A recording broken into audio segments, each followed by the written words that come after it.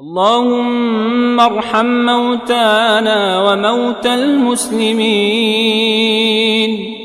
اللهم ارحم موتانا وموتى المسلمين. فضلا وليس أمرا، الدعاء لفقيدنا بالرحمة والمغفرة لعلها ساعة استجابة. ومن كان منهم مسيئا فتجاوز عن سيئاته.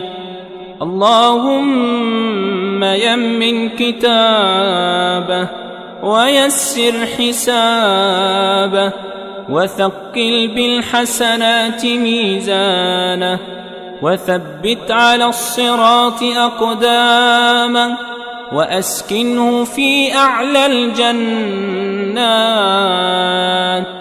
بجوار حبيبك ومصطفاك صلى الله عليه وسلم.